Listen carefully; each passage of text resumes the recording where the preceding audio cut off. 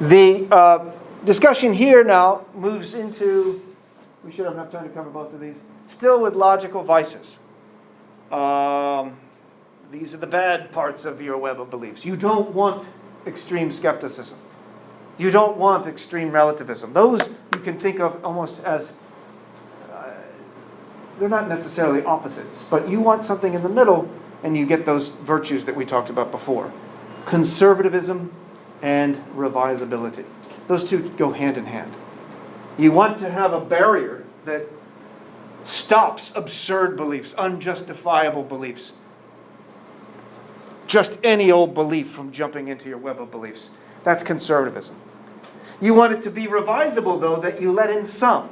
Here's counter evidence against my stereotype. I want that to come in so I change my worldview. And so I want it to be revisable. But if it goes too far one way or the other, extreme skepticism, where I don't think any belief can be justified, as we'll see with Bertrand Russell, who says famously, extreme skepticism, global skepticism, is useless. And it's dogmatic in the sense that it's a certainty of ignorance, a certainty of not knowing.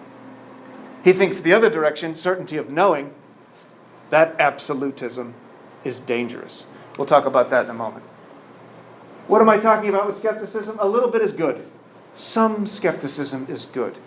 So this is not an attack on skepticism. To be skeptical is not in itself a vice.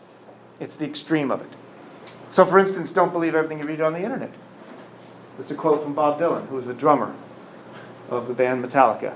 And there's a picture of him looking like Prince. So all of that is false. Every bit in there. Except for the don't believe everything you read on the internet. That's true. You should be cautious.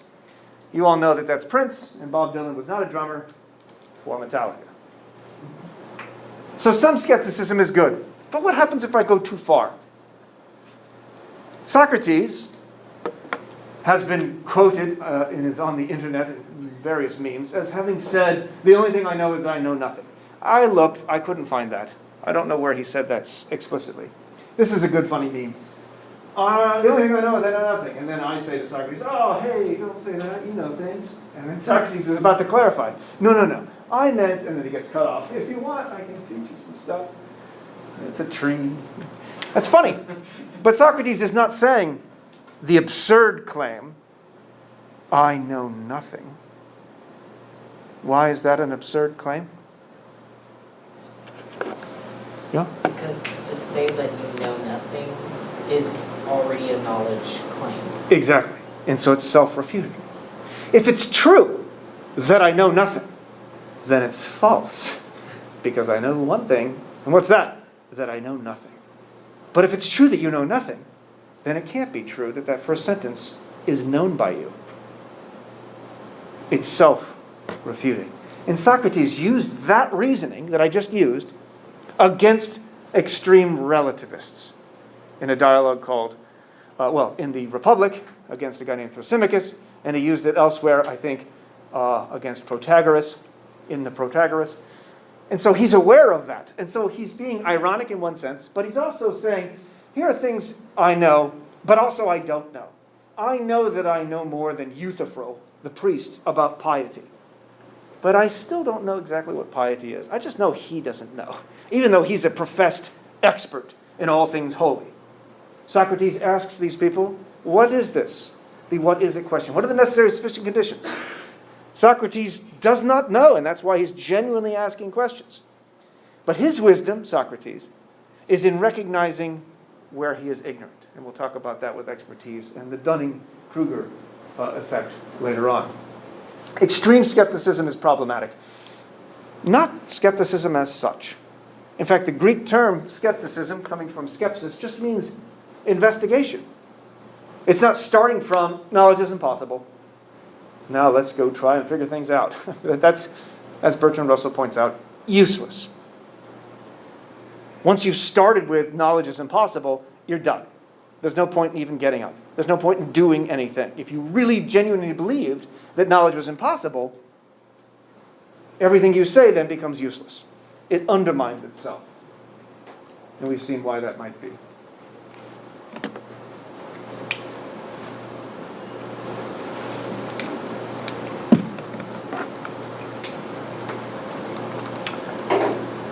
How does a positive sense of skepticism, what's an argument for skepticism?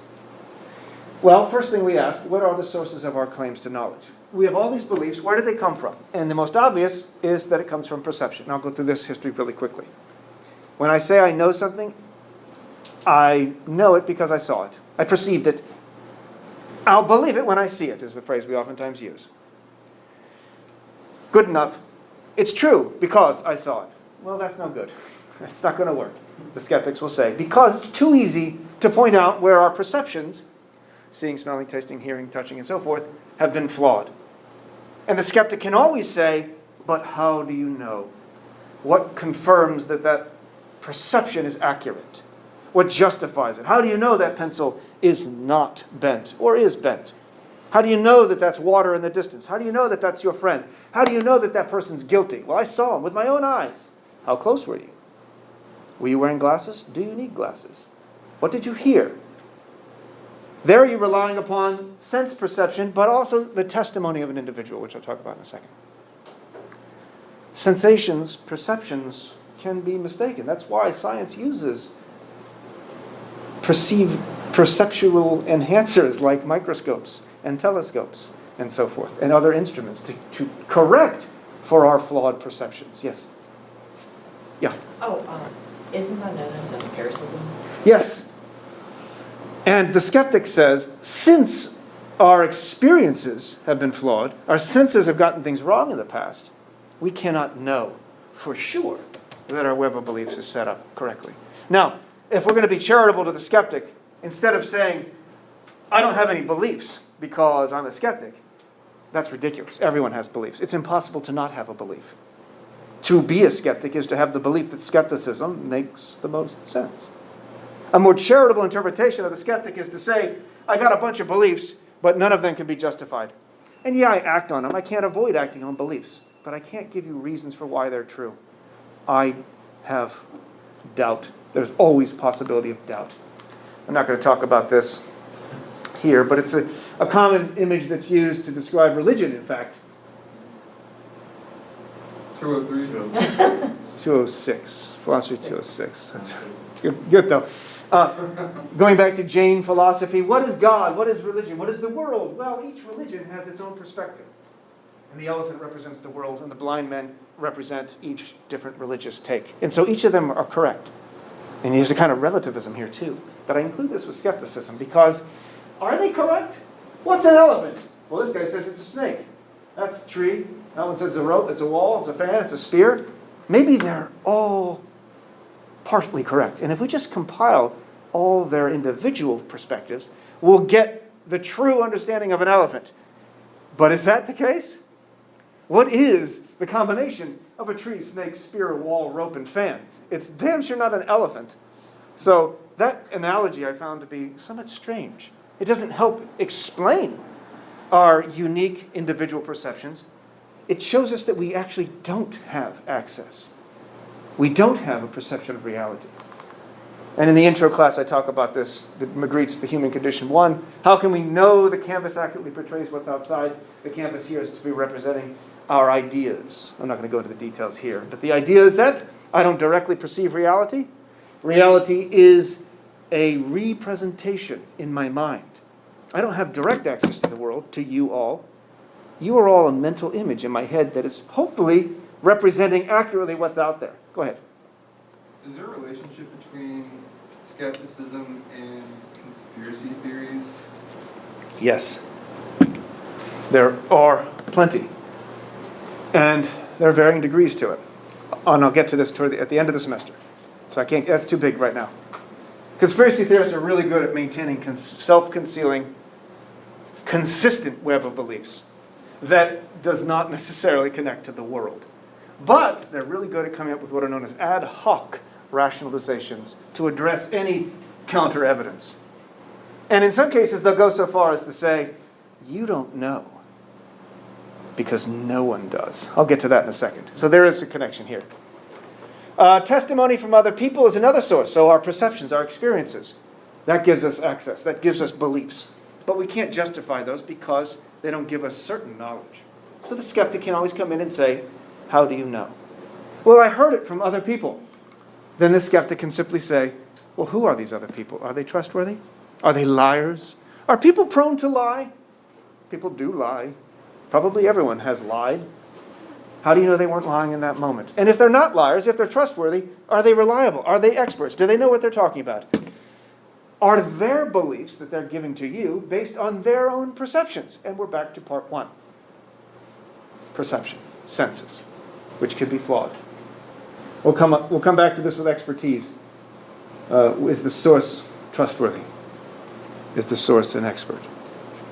But what if we can get rid of all that and just go right to the logic? We know that Q has to be true. Premise 1, if P, then Q. Premise 2, P is true. I assert P. I posit it. Therefore, Q has to be true. Knowledge. Can't refute that.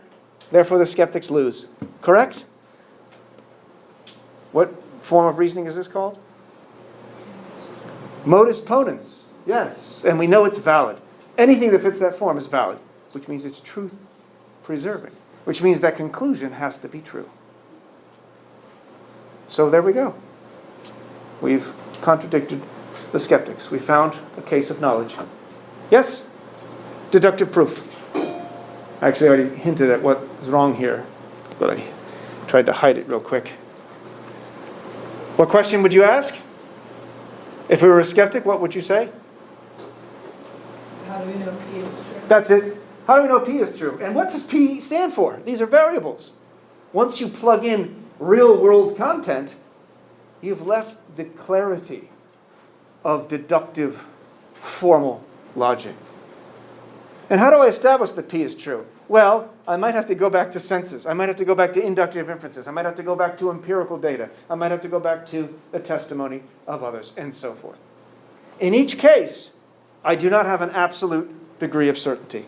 I cannot know for sure. And therefore, these skeptics seem to win.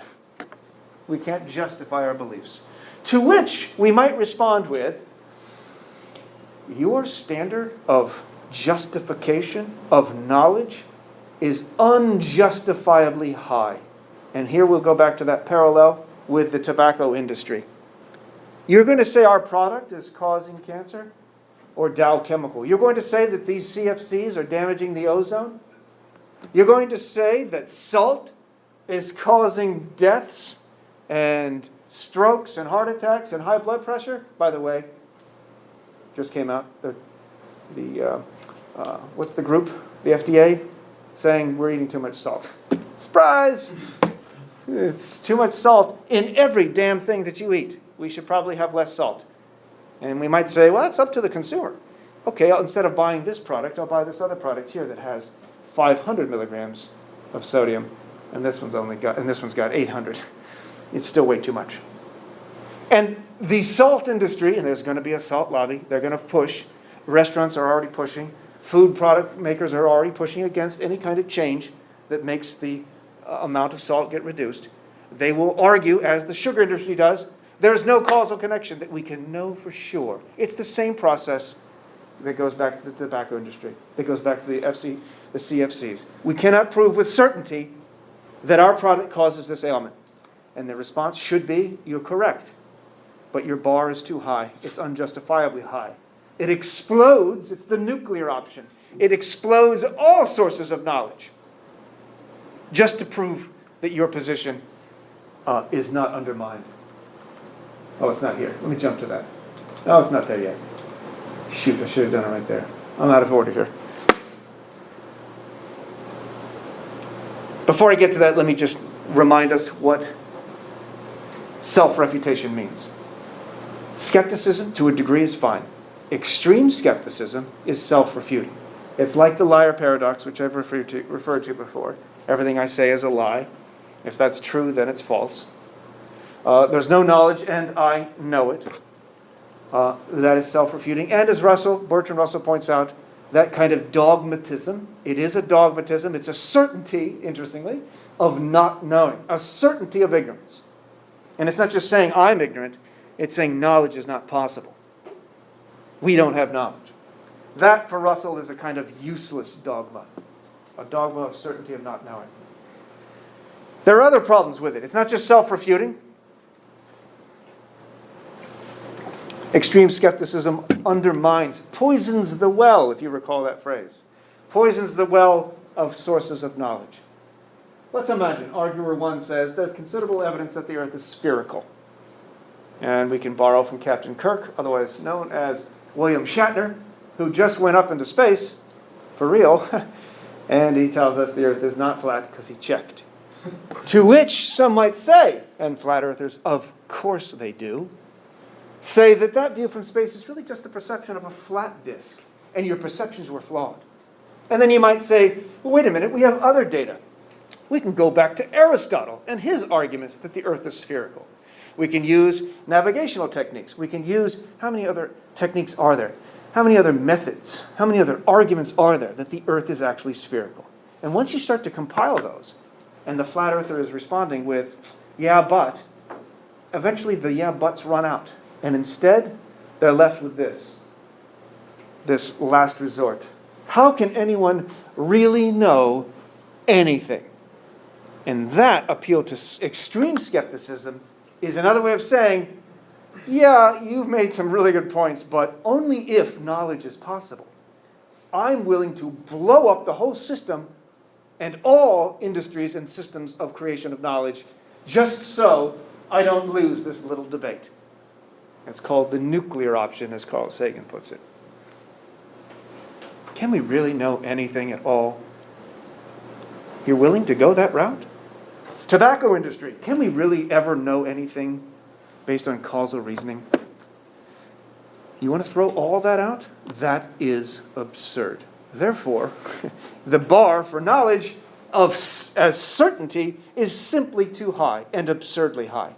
We can know things, we can make causal connections, and we don't have to go full global skepticism. Having said all that, there are some benefits to finding a middle ground between extreme skepticism and absolutism. Go ahead. Isn't that sort of contradicting themselves if they're claiming, say the earth is flat, and then they say, well, do we really know as in themselves as well? Exactly. Yes. That's exactly. I forgot to add that pretty key point. Exactly. It's self-undermining in that respect too. Can we really know anything? Is knowledge really even possible? Well, you're making a claim that the earth is flat, so you claim to know that. You've undermined your own position. You've gotten rid of that position. You've thrown it out. That's exactly right. The tobacco industry is doing the same thing because they're relying on causal reasoning to do all sorts of things. But now they can't use causal reasoning because they've disowned it. They've dismissed it as flawed. They've poisoned that causal well. But what if their whole point is just so narrow? Yeah, well, then they're doing it successfully. And sometimes Socratic sowing of doubt is to get us to think. And that's okay. We want to think critically. I'm raising questions about these presuppositions that you haven't considered. And conspiracy theorists will oftentimes do this. I'm just employing critical thinking skills. You need to go out and do your own research. I'm going to say these things in the form of questions, like QAnon does. And you all fill in the data. That's irresponsible. Especially when you know many, many, many people follow all the crumbs that you leave. You leave it vague enough that others could interpret something some way and let them fill in the data. That sounds like you're employing critical thinking, but notice all the other sources of information that are legitimate, here we get into some difficulties, which we'll get to when we get to credibility of sources and claims, are undermined. That source of information, that must be thrown out because it's flawed. We can't trust that group because they've made a mistake before. Therefore, they can't have knowledge because they've made a mistake. That would be to undermine all sources of knowledge. Because the history of science, for example, is a history of correcting for previous errors. It's all errors. It's just that we've made fewer or we've improved upon and are progressing in some certain directions. What Russell wants to say is we ought to, if we're going to see a positive purpose of philosophy, dissipate certainty. Certainty of knowing, which he thinks is absolutism and is dogmatic, and is dangerous. And certainty of ignorance. Certainty of ignorance is useless. That's the person who says, we don't know anything. Well, then you offer nothing. But the dogmatist who's certain of knowing is dangerous. The people who flew planes into the World Trade Center in 2001, they were certain.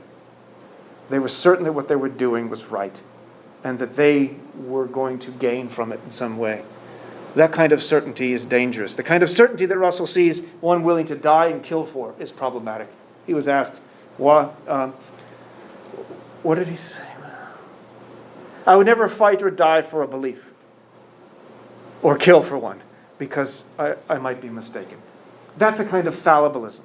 It's not extreme skepticism, but it's a kind of middle ground. And let's see if we can find a middle ground. And maybe relativism is that middle ground. Relativism, in the boring sense, is unproblematic. The boring sense of relativism is, in England, they drive on the different side of the road than we do here. Relative to England, that's a difference. That's boring. I think hard-boiled eggs are disgusting. That statement is true for me. Relative to me, hard-boiled eggs are disgusting is true. That is boring relativism. That's a matter of pure opinion. And in fact, it has no truth value because it's neither true nor false. Other than to say, relative to me. Technically, it is a true statement about me, but not about the world as such. But what about things over which we disagree? Look at all the disagreement. So many issues we disagree. Does that mean that there are no objective truths because there's disagreement over an issue? Look at the flat earth issue. There's disagreement. And the number of flat earthers is increasing for some reason. And it's not for lack of technology. They're on the internet. They know how to use technology and accumulate more people. So they understand technology. But we wouldn't say, well, I guess everything is... And by the way, never say it's all relative because that's meaningless. Relative is a relational term. It's relative to something, someone, some group. Go ahead. Did you see that YouTube video of a flat earther getting proved wrong when they were doing this experiment with a laser and they had... Yeah, they proved themselves wrong. Yeah. They were trying to show that the earth is flat, and then they realized... I did not watch that video, but I'd heard of it, so I don't know what they did as a reaction. Did they say, aha, I'm mistaken, I changed my mind? I think it was more of an embarrassed played off or something. Well, I would have had a lot of respect for the person if they said, my goodness, I changed my mind. For some reason, I doubt that happened, but I'm going to, if you find that video, send it to us. So all truth is relative.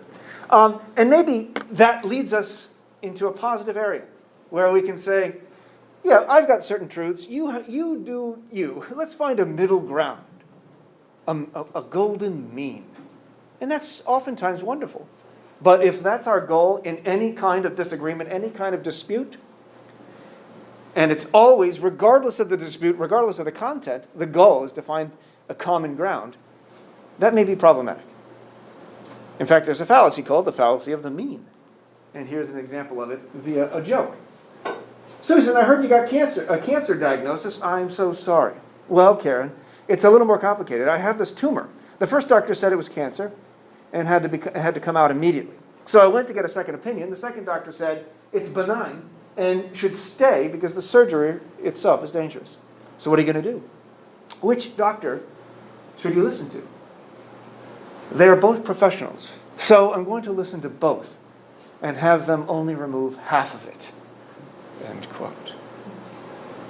That is foolish. You have the worst of both worlds there. The invasive surgery, and you didn't even get it all out. Is it always ideal to find the golden mean, the middle position?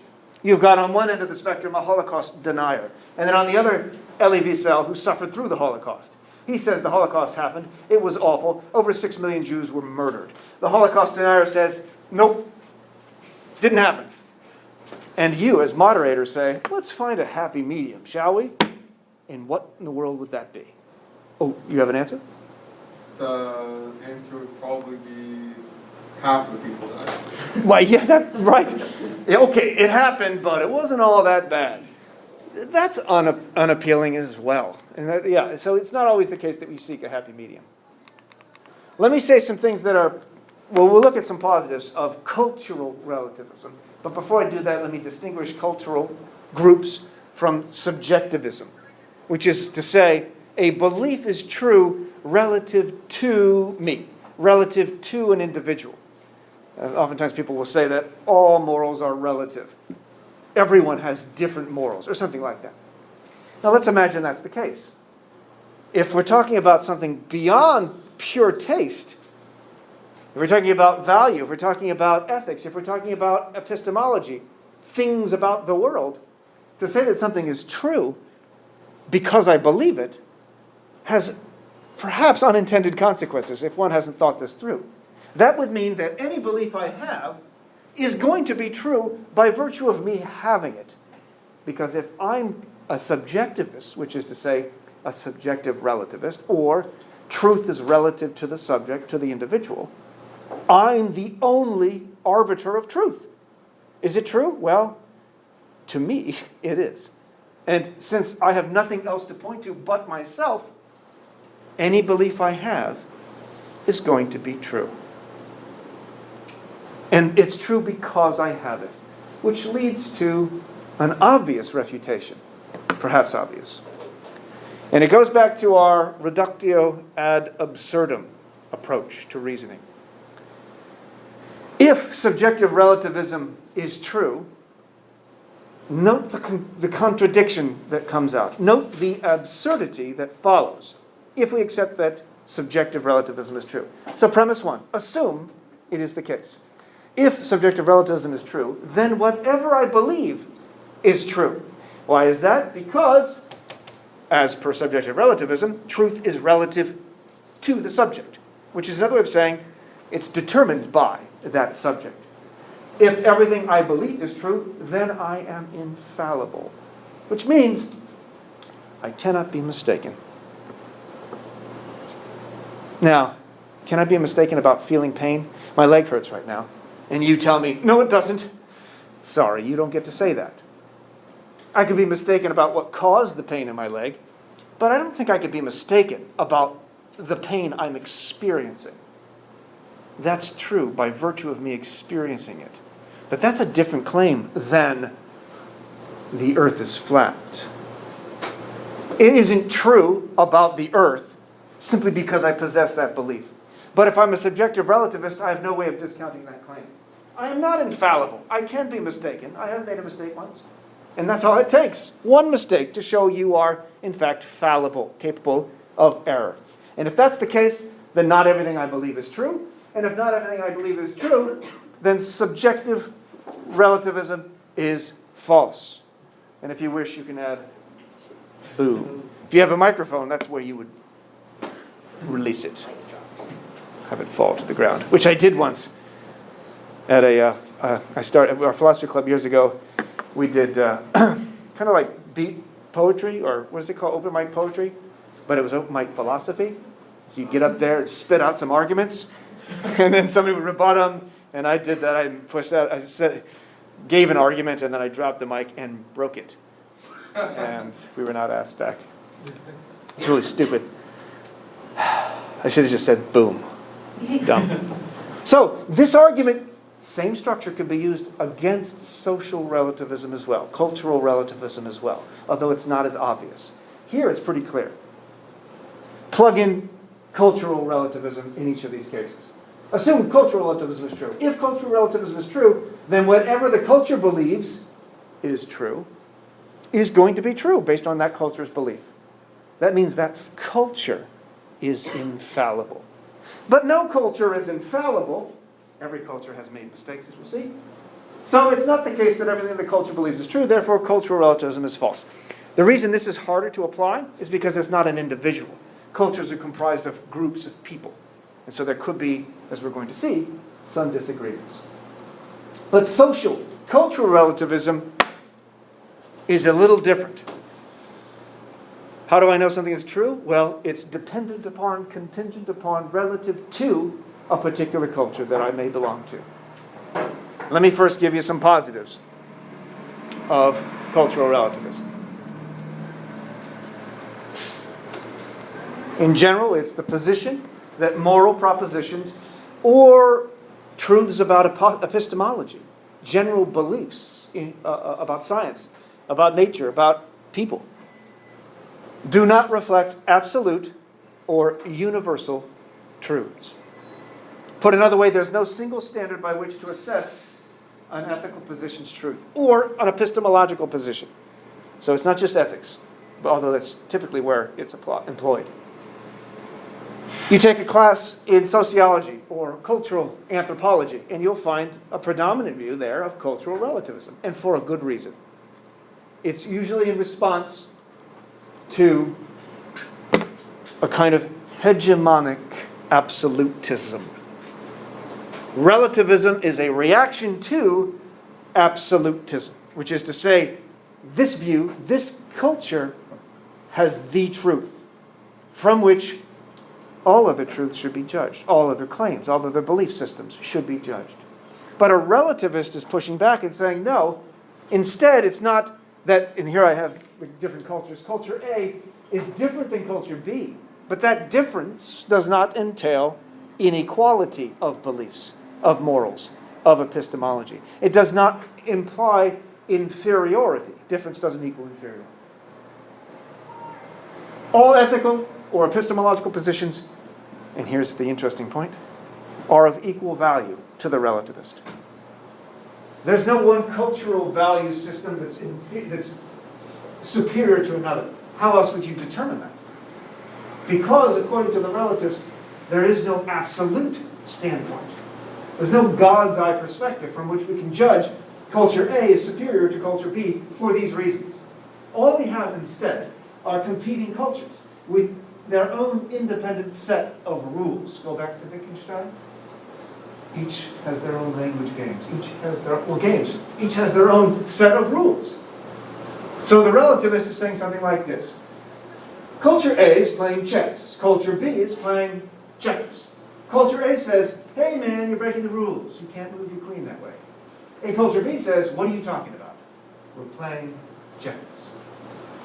Different rules. It would be absurd to accuse this other culture of violating a particular rule, whether moral or epistemic or logical and so on. We'll talk more about this with the Pappas reading in a bit.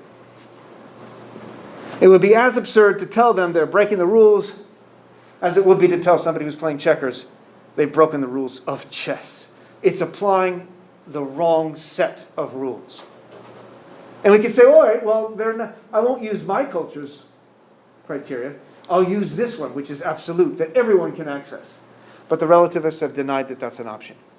And why is this? It's in many respects a response to manifest destiny. It's a response to colonialism. It's a response to European colonizers of Africa, of the Americas, of India, in which their view, the absolute one, was not to be questioned. You either adhere to and assimilate to our cultural ideas, or you will be decimated. Worse than decimated. Decimated means 1 in 10. You will be removed forcibly. Genocide is a word that's oftentimes used to reference the indigenous populations in the Americas and how they were pushed aside. Manifest destiny is the idea that the absolute, the divine, gives us the right to take over these lands. And since we discovered these lands, we just had Christopher Columbus Day. What was he known as? A discoverer of a place where people already lived for thousands and thousands of years. When you think of it that way, it's kind of ridiculous. Somebody comes to my house and say, hey man, I just discovered this house. But I've been living here for a long time. You've discovered nothing. The idea of manifest destiny justifies the mistreatment, again, and stereotypes are employed here as well. Look at how Andrew Jackson described indigenous populations. Look how John Guest describes the movement, the Western progress, as the settlers move forward with their telegraphs and their trains, and the natives and animals flee, is how it's described. not so subtly equating natives with non-humans. It's a lot easier, as we've said, if you can stereotype a group of people to make them be deemed less than human, to mistreat them. This is what cultural relativists are fighting against, and it's understandable. Relativism, up to a point, is reasonable. One culture's perspective on the world is not inferior simply because it is different. We don't want to lose a culture's language. We don't want to lose a culture's epistemological worldview or their value system. And also cultural relativists are trying to fight back against the hegemonic, is the term that's oftentimes used, this dominant presumption of an absolute perspective. Having said all of that, that was interesting relativism. Cultural anthropologists are engaged in interesting relativism. It's not this culture drives on this side of the road. It's this culture eats cows, and this culture reveres cows as sacred. That's interesting. Very different. Is one of them correct? This culture, let's skip to this. This culture engages in this. And forgive the graphic nature of this quote. It's graphic on purpose. Anthropologist Donald Simmons puts it this way. If only one person in the world held down a terrified, struggling, screaming girl, cut off her genitals with a septic blade, and sewed her back up, leaving only a tiny hole for urine and menstrual flow, the only question would be how severely that person should be punished, and whether the death penalty would be a sufficiently severe sanction. But when millions of people do this, instead of the enormity being magnified millions-fold, suddenly it becomes culture. Notice the scare quotes. He doesn't really think that's a down player. He doesn't think that move works. Suddenly it becomes culture and thereby magically becomes less rather than more horrible, and is even defended by some Western moral thinkers, again in scare quotes, including feminists. I'm not sure who he's referring to with respect to that. Feminism is not a monolithic group. Feminists aren't. But some feminists do indeed argue, and some moral thinkers have indeed argued, that who are we to say what this culture does is wrong? Look at us, in fact. Let's say this is the U.S. We engage in male circumcision. They're engaging in female circumcision. What's the difference? Well, that is the difference. This is a complex issue. Some instances of, and by the way, what am I talking about here? Male circumcision, female circumcision. There's a other phrase for female circumcision that's sometimes used. Female genital mutilation. Is that merely a dysphemism? That has a negative connotation. Are you begging the question by calling it that? Or does that phrase, female genital mutilation, again, forgive the phrase, accurately represent what's happening there? Maybe those are the right words to use. Is that a fallacious appeal to emotion? Or is that saying, that's what's happening, and people die because of that? This is not always how it is. In some cases, a case could be made that what's happening to the girls is analogous to what happens to boys when they're circumcised. But in these cases, a large proportion of them, if it were truly analogous, the things that are happening to the girls to what happened to the boys, then for the boys, forgive again the phrase, the entire head of the penis would be lopped off. That's the analogy. And that is not logically or morally relevantly similar. And so the argument, Simmons is saying, if one person did that to an individual, it would be a crime. But somehow when it's a culture, we cannot critique it. We cannot point out that it is problematic. The relativist doesn't allow us that move because from our culture, all we have, according to the relativists, are our own rules and standards. And again, it would be like saying, you're doing something wrong here. Based on what? On our standards.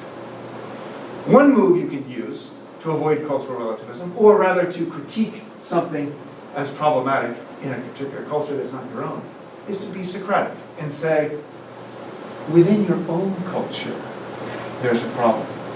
Your actions are inconsistent with your own cultural mores. And that's what Socrates was very good at doing. Showing how you're being inconsistent within your own system of thought. So that's one thing you could do. Question? Is this kind of under the same umbrella as the people that say, in terms of mask mandates, vaccine mandates, just let them do what each individual wants to do? Ah, good. That's a can of worms. Do I want to open that? My body, my choice. If I don't want to wear a mask, if I don't want to get vaccinated, then I ought not do so. I should not be forced to do so. That would be the argument. Yeah. What is a counter to that? But we live in my- a society. We live in a society, yeah. Well, we live in a If culture. it's just you, If there were only you, then yes. Because that argument, here's where you'd use the argument by analogy. My body, my choice. If I don't want to wear a helmet, then I don't have to. If I don't want to wear a seatbelt, then I don't have to. Actually, some people make that case, but most people don't. And the question then is the seatbelt, is the helmet analogous to the issues of vaccines? Probably not completely. My body, my choice. I don't need to take the MMR. I don't need to take these other vaccines that schools have required for a long, long time. So if there's an inconsistency there, we have to show why it's an inconsistency. But yeah, there's a parallel to that. Real quick. I'm curious, in your philosophy of religion class, I'm glad you asked. Go on. do you teach about circumcision amongst different religions and the beliefs of it? No. In the world religions class, that might come up, but I would not cover that. That's a tough one, because notice what's happening. Let's say here's a culture in which circumcision happens, female circumcision.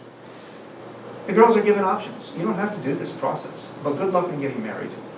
And good luck on being part of a family that you can survive.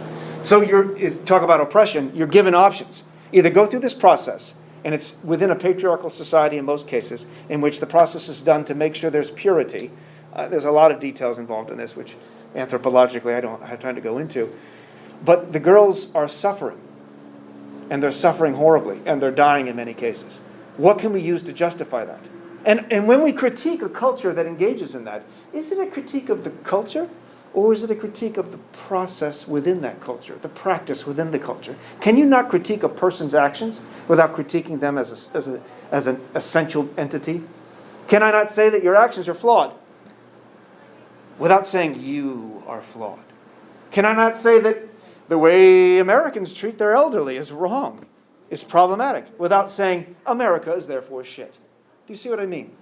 You should be able to point out, here's why this is wrong. And notice, I'm appealing to criteria that may not be absolute, but are at the very least outside of, extra-cultural. Because logic, argumentation, hopefully, and we'll see this again, but hopefully is not dependent upon culture. An argument is valid, sound, strong, weak, cogent, and so forth, regardless of who's presenting it, regardless of what culture one comes from. Which brings up the other question, to wrap up here. If I'm a relativist, again, an extreme relativist, there's a similar problem that we found with extreme skepticism. If skepticism is true, then skepticism undermines itself. We saw that it's self-refuting. The liar paradox is a variation of this. Everything I say is a lie. If that statement is true, then it's a lie, which means it's not true. But if the statement is false, that means it's true, which means he lied. It's confusing. And it's a little less clear with relativism, but notice what the relativist is saying. All epistemological, moral theories are equally good based upon cultures because there's no one cultural perspective better than another. If that's the case, then why adopt the relativist perspective? Because the relativist is saying that relativism makes the most sense. But according to relativists themselves, if relativism makes the most sense, then there's no better reason to be a relativist than not. Relativism then, if taken to its extreme, potentially undermines itself. And if you don't like that refutation, if that doesn't follow, you can look at this. What do we mean by relative to a culture, which is typically this argument? The word culture is ambiguous, and it's vague. And notice I might belong to multiple cultures at once. I might be a black, female, Protestant, Baptist, libertarian deontologist from St. Babs who attends SBCC, who's got family in San Francisco, family in Nigeria, and so on it goes. You belong to multiple cultures, all at once. And if something is true relative to culture, it's so easy to imagine a claim could be true relative to my deontologist culture, but false due to my Baptist culture. But if I'm both of those, I allow contradictions into my web of beliefs. That's where extreme relativism allows in absurd beliefs. And we wouldn't say these claims are true relative to culture, because then I'm saying this claim is both true and false at the same time, because I belong to so many different cultures. One way of clearing that up is to say, here's what I mean by a culture. But cultural relativists use culture in various ways. There's the American culture. There's the libertarian culture, which is not the same thing as the American culture. And what is American culture? Is it meat eating? No, not everyone's a meat eater, but most are. Do you see how the problem of appealing to cultural relativism might be? Which culture should we appeal to and why? And it leads to a fallacy that we'll have to get to next time, called the argument from popularity, which is to say, this claim is true because it's so popular. And you'll see the parallels with relativism. Relative to this culture, most people believe this, therefore it's true in that culture. Does the number of people who believe something make it more likely true? Not necessarily. Certainly not without further argument. Who are those people? Why do they hold that belief? It seems there's something external to that culture. Go ahead. Isn't that the bandwagon? Yes, the appeal to popularity is also known as the bandwagon fallacy. Everybody's doing it, Mom. Appeal to common practice or the bandwagon fallacy. Jumping on the bandwagon. Okay, that's all the time we have. I'll take any questions in the last second or two. All right, I will see you all next time. Please keep up with the reading, which is Nicole Cook's Truthiness Age, I think it's called. No, that's not the name of it. I've forgotten my syllabus. And remember the discussion 7 tonight. I gave you a little extra time because I made that mistake. Thank you. All right, take care.